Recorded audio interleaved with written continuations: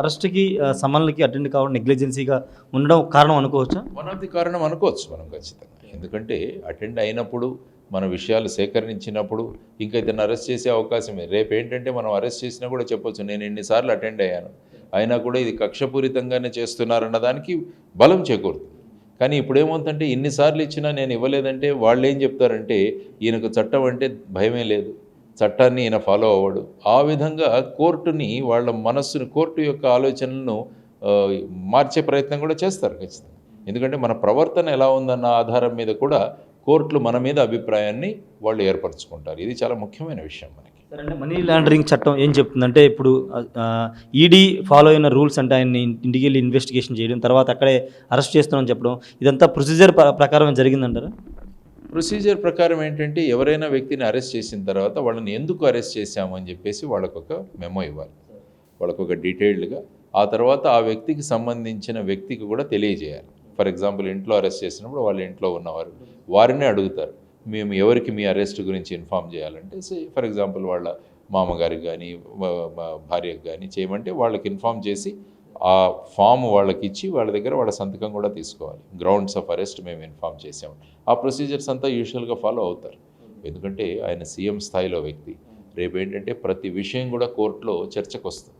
కాబట్టి ఏదైనా చిన్న మిస్టేక్ చేసినా కూడా దాన్ని అడ్వాంటేజ్గా తీసుకొని వాళ్ళు ఖచ్చితంగా ఈ ప్రొసీజర్ ఫాలో అవ్వలేదు కాబట్టి మాకు బెయిల్ ఇవ్వండి అని కూడా అడుగుతారు. ఇప్పుడు కస్టడీకి ఒకవేళ కస్టడీకి ఇస్తే కనుక కోర్టు ఎలాంటి క్వశ్చన్స్ అడిగే అవకాశం ఉంటుంది? కస్టడీ అడిగిన తర్వాత క్వశ్చన్స్ ఏంటంటే, ఈ మొత్తం లిక్కర్ స్కామ్లో ఏం జరిగింది, మీకు ఎంత నాలెడ్జ్ ఉంది అని అడుగుతారు. ఆ తర్వాత వీళ్ళ దగ్గర ఇంకా చాలామందిని ప్రశ్నించున్నారు ఇప్పటికే. వాళ్ళందరి దగ్గర నుంచి కూడా ఎవిడెన్స్ తీసుకున్నారు. కాబట్టి ఆ సాక్ష్యాధారాలు కూడా వారి ముందు చూపించి, సపోజ్ నాకేం తెలియదు అన్నారంటే వీరు చెప్పిన స్టేట్మెంట్లు చూపిస్తారు. సో ఇవన్నీ చూపించి ఆ మనిషిని అడుగుతారు, మా దగ్గర ఈ విధమైన ఆధారాలు ఉన్నాయి, మరి మీరు లేదని చెబుతున్నారు ఏంటన్నది కూడా అడగచ్చు. ఎందుకంటే పిఎంఎల్ఏ యాక్ట్ ప్రకారం ఇది ఒక సివిల్ కోర్ట్ లాగా ఉంటుంది. అందులో సివిల్ కోర్టులో ఆయన్ని పిలిపిస్తున్నారు కాబట్టి కోర్టు ముందు అంతా కూడా సత్యమే చెప్పాలనే ఉన్నది. కాబట్టి వాళ్ళ ముందు అబద్ధం చెప్పడం కూడా అది కూడా ఒక అఫెన్స్ అవుతుంది పిఎంఎల్ఏ. ఎందుకంటే అంత చట్టం. ఎందుకంటే ఈ మనీ లాండరింగ్ అన్నది మొత్తం ప్రపంచాన్నే కుదిపివేస్తున్న విషయం. ఇప్పుడు హవాలా అని చూసాం చాలా చోట్ల. ఎక్కడి నుంచి ఎక్కడికి కావాలంటే, ఎంత డబ్బు కావాలంటే అంత డబ్బు మారిపోతుంది. అంగాడియా అంటారు, హవాలా అంటారు. ఈ విధంగా దేశ హద్దులు కూడా మారిపోతాయి. కాబట్టి మొత్తం ప్రపంచంలో కూడా ఈ మనీ లాండరింగ్ అన్నది చాలా సీరియస్ క్రైము. దాని గురించి అందరూ, ఈవెన్ కోర్టులు కూడా చాలా జడ్జిమెంట్స్ ఇచ్చాయి. మనీ లాండరింగ్ కేసెస్లో ఎస్పెషల్లీ చాలా స్ట్రిక్ట్గా ఉండండి, బెయిల్ కూడా అంత సులభంగా ఇవ్వకండి, ఇవన్నీ కూడా చెప్పిన విషయాలు.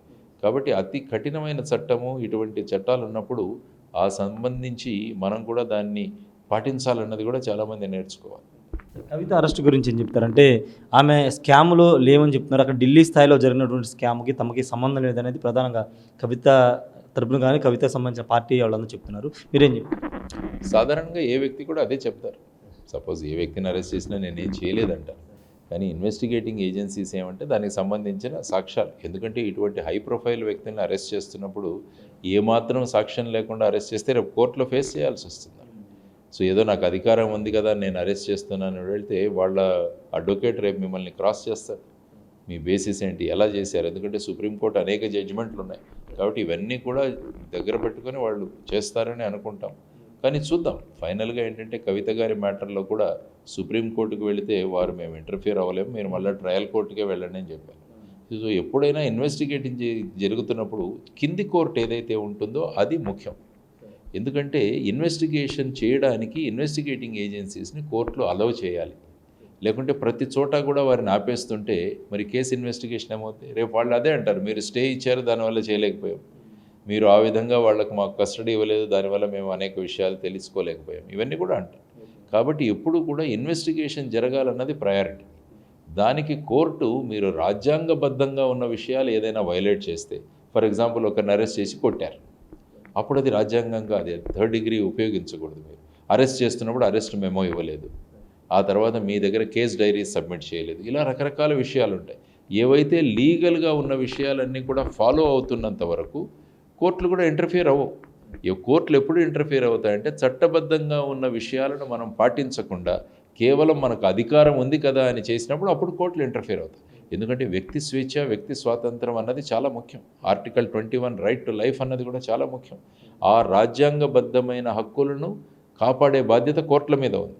అది ఎప్పుడైతే వయలేషన్ అవుతుందో అప్పుడు పెద్ద కోర్టులు వస్తాయి, అంటే హైకోర్టు, సుప్రీంకోర్టు అప్పుడు రంగప్రవేశం చేస్తాయి. లేకుంటే బేసిక్ ఇన్వెస్టిగేషన్లు ట్రయల్ కోర్టు, ఇన్వెస్టిగేటింగ్ ఏజెన్సీ ఈ రెండింటి మధ్య జరుగుతుంటుంది.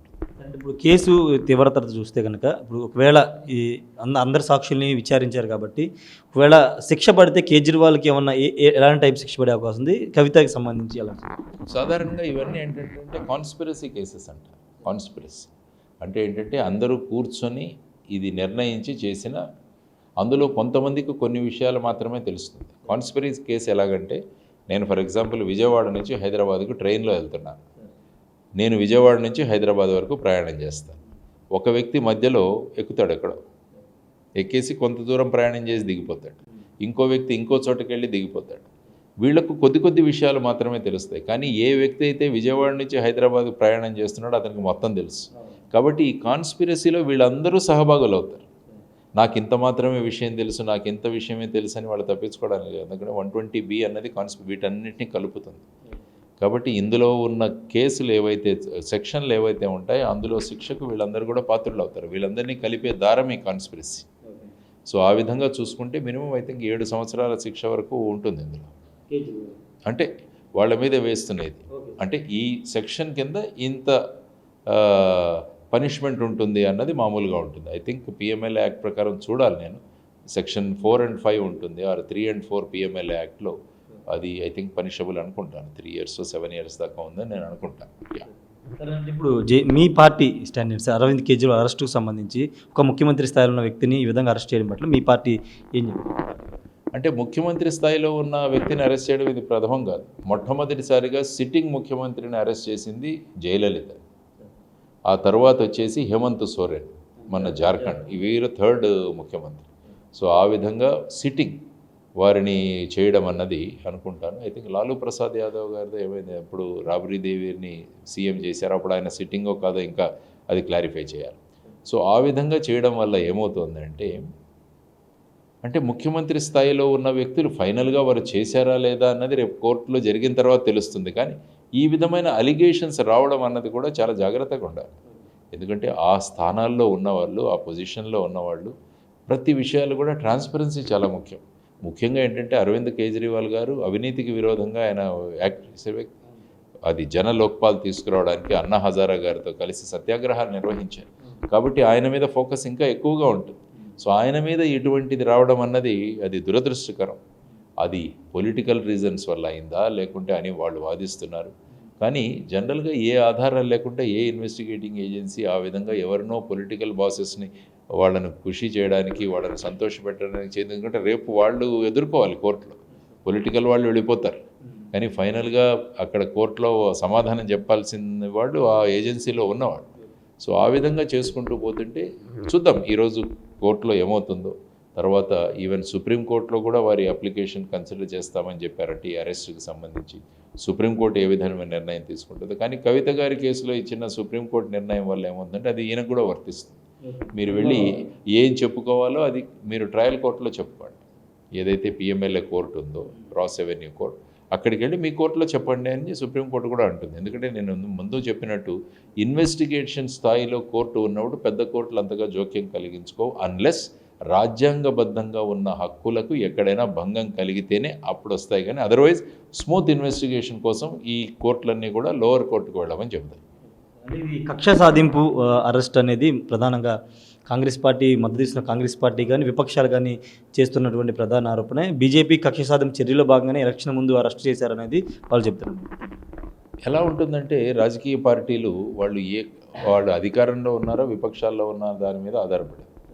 అధికారంలో ఉన్నప్పుడు వారు ఇదే అంటారు, విపక్షాలకు వచ్చినప్పుడు వేరే విధంగా మారుతారు. So the opinion of a political party depends on where you are sitting, whether you are sitting in the opposition or whether you are sitting in the ruling. ప్రస్తుతం ప్రధానమంత్రి గారు గుజరాత్ ముఖ్యమంత్రిగా ఉన్నప్పుడు అప్పుడు CBI గురించి చెప్పారు, ఆయన కామెంట్స్ చేశారు. ఆయన ప్రధానమంత్రి అయిన తర్వాత లేదు పారదర్శకంగా ఉంటుందని వారే అంటారు. కాబట్టి ఆ విధమైన భూమికలు ఉంటాయి. కానీ బేసిక్గా మనం చూడాల్సింది ఏంటంటే ఇప్పుడు ఎనీ విషయం చెప్పాలంటే స్టాటిస్టిక్స్ మీద ఆధారపడి ఉంటుంది. ఇప్పుడు సుమారుగా దేశంలో గత 10 సంవత్సరాల నుంచి చెప్పడం ఏంటంటే సుమారుగా 10 సంవత్సరాల నుంచి 90% కేసులు ఏవైతే ఉన్నాయో అవన్నీ కూడా ప్రతిపక్షాల మీద ఉన్న వాళ్ళ మీదే జరుగుతున్నాయి. ఈడీ రేట్స్ కానీ మిగతా కేసులు కానీ.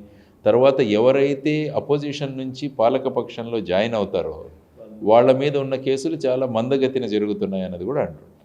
సో ఆ విధమైన పరిస్థితుల్లో ఈ దర్యాప్తు సంస్థల యొక్క క్రెడిబిలిటీ, విశ్వసనీయత అన్నది కాపాడడం అన్నది ప్రభుత్వాల బాధ్యత. కాబట్టి ఈ విధమైన అది నిజమే కావచ్చు, కానీ బయటికి ఎలా అనిపిస్తుందంటే వీళ్ళు ఈ ప్రభుత్వం దీనిని ఉపయోగించుకుంటున్నారా అన్న ఒక రకమైన భావన ప్రజల్లో కలగడానికి అవకాశం ఉంది. అందువల్ల ఇప్పుడు జనరల్గా ప్రజలు కోరుకుంటుంది, మేధావులు వీరంతా కోరుకుంటుంది ఏమంటే ఇటువంటి అలిగేషన్స్ వచ్చినప్పుడు, ఇటువంటి మీకు సందేహాలు వచ్చినప్పుడు ఈ రెండు ఆర్గనైజేషన్స్ని ప్రభుత్వ అధీనంలో కాకుండా ఒక జ్యుడిషియల్ బాడీ కింద పెట్టండి అని. సపోజ్ ఇప్పుడు సిబిఐ అన్నది ప్రైమ్ మినిస్టర్ ఆఫీస్ కింద పనిచేస్తుంది. అదే ఈడీ చూసుకుంటే ఆర్థిక శాఖ, మినిస్ట్రీ ఆఫ్ ఫైనాన్స్ కింద పనిచేస్తుంది. ఇప్పుడు చాలామంది ఏమంటారంటే మనం లోక్పాల్ వ్యవస్థ తీసుకొచ్చాం. లోక్పాల్ సుప్రీంకోర్టు రిటైర్డ్ జడ్జి కింద ఉంటుంది. కాబట్టి ఈ రెండు సంస్థల్ని తీసుకువెళ్ళి లోక్పాల్ కింద పనిచేసేటట్టు పెట్టండి. దానివల్ల ఏంటంటే ప్రభుత్వ ఆధీనంలో ఈ రెండు సంస్థలు లేవు. కాబట్టి ఏ విధంగా ఈ విధమైన ఆరోపణలు వస్తున్నాయో అంటే ప్రభుత్వాలు ఈ సంస్థలను ఉపయోగించుకొని వాళ్ళ కక్ష సాధింపు చర్యలు తీసుకుంటున్నారన్న దానికి తెరమూసేయచ్చు, సమాప్తి పలకవచ్చు. కానీ ఆ విధమైన నిర్ణయాలు తీసుకుంటుందా ప్రభుత్వం అన్నది చూడాల్సిన అంశాలు. ఎందుకంటే ప్రభుత్వం ఎలా ఉన్నాయంటే ఇప్పుడు చూసుకుంటే ప్రతిదీ వాళ్ళ చేతిలోనే ఉండాలనుకుంటున్నారు. అపోజిషనే వద్దంటున్నారు ప్రభుత్వాలు. ఇప్పుడు చూసుకుంటే పార్టీలు చూడండి, మన రాష్ట్రంలో చూస్తే వైనాట్ 175 అంటారు. అంటే 175 మేమే వచ్చేయాలంటే ఇంకేంటది? ప్రజాస్వామ్యమా, అరాచకమా? మిగతా పార్టీలు మాకు 160 వస్తాయంటున్నారు. మోడీ గారు చూస్తే 400 పైన రావాలంటున్నారు. అంటే ఏం జరుగుతుంది ఈ దేశంలో, రాష్ట్రాల్లో అన్నది మనం ఆలోచించాలి. అందువల్ల ఏంటంటే ఎప్పుడైనా బ్రూట్ మెజారిటీ వస్తే ఇంకా మాకు ఎదురు లేదు, మేము ఏమైనా చేయొచ్చు అన్న భావనలు వచ్చినప్పుడు ప్రజాస్వామ్యం ప్రమాదంలో పడుతుంది. మనం ఒక పౌరుడిగా ప్రజాస్వామ్యాన్ని ప్రమాదంలో పడకుండా చూపించాల్సిన బాధ్యత రాజకీయ వాళ్ళకి అనిపించవచ్చు మాకు బ్రహ్మాండమైన మెజారిటీ ఉందని. కానీ మన అందరి మూల కర్తవ్యం ఏంటంటే మన ప్రజాస్వామ్యాన్ని పరిరక్షించుకోవడం. దానికోసం అపోజిషన్ భూమిక కూడా చాలా ముఖ్యం. వాళ్ళు కూడా వాళ్ళ అభిప్రాయాలు వ్యక్తం చేస్తే తప్ప మనలో ఉన్న తప్పులు ఏవైనా ఉంటే వాటిని సరిదిద్దుకునే అవకాశం ఉంటుంది. లేకుంటే అందరూ భజనే చేస్తారు. ఇప్పుడు పెద్ద మెజారిటీ వస్తే మీరు ఏమైనా చేయొచ్చు. ఇక్కడ చూడండి, ఏపీ ల్యాండ్ టైటిలింగ్ యాక్ట్ అని ఒకటి తెచ్చారు. దేశంలో ఎక్కడా కూడా లేదు. నీతి ఆయోగ్ వాళ్ళు చెప్పింది కానీ దేశంలో ఈవెన్ గుజరాత్ కూడా చేయలేదు, మనవాళ్ళు చేసేసారు ఇక్కడ. అంటే ఏం జరుగుతుందన్నది చూడాలి. సో ఆ విధంగా బ్రూట్ మెజారిటీస్ రాకుండా ప్రజాస్వామ్య పరిరక్షణ, తర్వాత రాజ్యాంగబద్ధంగా ఏర్పడిన సంస్థలు, లేకుంటే మన ఇన్వెస్టిగేషన్ సంస్థలు, దర్యాప్తు సంస్థలు, వీటన్నిటి యొక్క ఇండిపెండెన్స్, విశ్వసనీయతని పెంచడం, వారి యొక్క స్వయం ప్రతిపత్తిని పెంచడం, ఇదంతా కూడా ప్రభుత్వ బాధ్యత. లేకుంటే ఏముంది, రేపు మీరే అపోజిషన్లోకి రావచ్చు. మనం జీవితకాలం కూడా రూలింగ్లో ఉండం కదా, ఒకానొక రోజు ఎక్కడో రావాల్సి వస్తుంది. మరి ఆ టైంలో ఈ సంస్థలు మరి అప్పుడు అంటారు మీరు ఈ సంస్థలు మా మీద వీళ్ళు ఉపయోగిస్తున్నారని చెప్పేసి. కాబట్టి అటువంటివి రాకుండా, ఇటువంటి డౌట్లు రాకుండా వీటన్నిటినీ కూడా ఒక వేరే బాడీ కింద కనుక చేయగలిగితే అప్పుడు ఏమవుతుందంటే ఇటువంటి ఆరోపణలు రావు. ఎందుకంటే ప్రజల్లో ఎప్పుడైతే అనుమానం ఏర్పడుతుందో వాళ్ళు చట్టాన్ని వాళ్ళ చేతుల్లో తీసుకోవడం మొదలు పెడతారు. ప్రజలు చట్టంలో చేతుల్లో తీసుకోవడం మొదలు పెడితే అది సివిల్ వార్కు దారితీస్తుంది, అరాచకానికి దారితీస్తుంది. దానికి మనమంతా కూడా దాన్ని విరోధించాలి, దాన్ని మనం సమర్థన చేయకూడదు. కాబట్టి ఈ విధంగా ప్రభుత్వాలు కానీ పొలిటికల్ పార్టీలు కానీ ఆలోచించాలి. దేశం ముఖ్యం, రాష్ట్రం ముఖ్యం, ఆ తర్వాతే మన పార్టీ, మన సభ్యులు. మొదట దేశం ముఖ్యము, రాష్ట్రం ముఖ్యమన్న భావాలు అందరిలో ఉంటే అప్పుడు ఏమవుతుందంటే ఇటువంటి విషయాలు ఏదైనా వస్తే వెంటనే దాన్ని పరిగణలోకి తీసుకొని దాన్ని జరగకుండా ఎలా చేయాలి. ఇప్పుడు చూడండి, ఎలక్షన్ కమిషన్ను అపాయింట్మెంట్ చేసే ప్రాసెస్లో కూడా మీరు చూస్తే సుప్రీంకోర్టు ఏం చెప్పింది, ప్రధానమంత్రి, leader of opposition, supreme court chief justice, ఈ ముగ్గురు ప్యానల్లో మీరు అపాయింట్ చేయండి అంటే వీళ్ళు కొత్త బిల్లు తీసుకొచ్చారు. బిల్లు తీసుకొని సుప్రీంకోర్టు చీఫ్ జస్టిస్ ఉండకూడదు, అందులో లీడర్ ఆఫ్ అపోజిషను, ప్రధానమంత్రి, ఇంకొక మినిస్టరు. ఈ మంత్రి ప్రధానమంత్రికి ఎక్కడ విరోధిస్తాడండి? కాబట్టి రూలింగ్ గవర్నమెంట్ ఎవరు కావాలనుకుంటే వాళ్ళని పెట్టుకోవచ్చు. అదే ముందు ఉన్న దాన్ని చూస్తే leader of opposition, supreme court chief justice మాకు వద్దు అంటే అప్పుడు ఆటోమేటిక్గా వేరే వ్యక్తి వస్తాడు. సో ఆ విధంగా సంస్థల్ని తీసుకురావడం, ఎలక్టరల్ బాండ్స్ చూడండి ఇప్పుడు, అది కేవలం బడ్జెట్ డిస్కషన్లో పెట్టి ఎలక్టరల్ బాండ్స్ తీసుకొచ్చి ఎన్ని వేల కోట్లు ఒక్కొక్క పార్టీకి వచ్చాయి చూడండి. అందుకని మేమేమంటున్నామంటే మీరు ఎలక్టరల్ బాండ్స్ని వచ్చే ఎలక్టరల్ బాండ్స్ అంటే కొత్త ఎలక్టరల్ బాండ్స్ ఇవ్వకూడదు. కానీ మేము అడుగుతున్నది ఏంటంటే ఇప్పటి వరకు వచ్చిన డబ్బులు ఏవైతే ఉన్నాయో వాటన్నింటినీ కూడా రిటర్న్ చేసి, మరి నా దగ్గర 6,500 కోట్లు నా అకౌంట్లో పెట్టుకొని నేను కొత్త బాండ్లు ఎందుకు నాకు? కాబట్టి ఈ రకం కూడా ఈ అమౌంట్ కూడా వెళ్ళిపోవాలి ఎవరైతే కాంట్రిబ్యూట్ చేశారో వాళ్ళకి, లేకుంటే ఎలక్షన్ కమిషన్ ఫండ్లో వేయండి అని అడుగుతున్నాం మేము. ఎన్నికల సుధారణలు సంస్కరణలు ఏవైతే కావాలో దానికి ఈ డబ్బును ఉపయోగించండి. ఎలాగ మీరు ఇచ్చింది పొలిటికల్ పార్టీకే కదా, ఆ డబ్బంతా తీసుకెళ్ళి ఎలక్షన్ కమిషన్ ఫండ్లో వేయండి. రేపు ఎలక్షన్ కమిషన్ ఏదైతే సంస్కరణలు తీసుకురావాలనుకుంటుందో దానికి డబ్బు ఉపయోగించండి, ప్రజలు బాగుపడతారు, ప్రజాస్వామ్యం నిలబడుతుంది. ఈ విధంగా ఆలోచనలు చేయాలని జై భారత్ నేషనల్ పార్టీ కోరుకుంటుంది.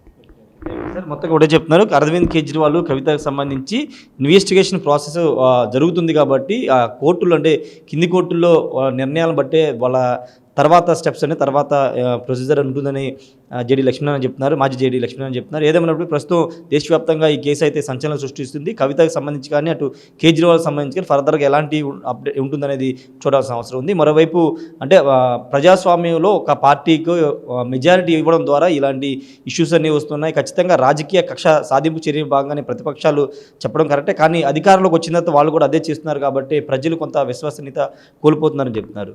Camera person ప్రసాద్తో Rayesh RTV Vijayawada నుండి.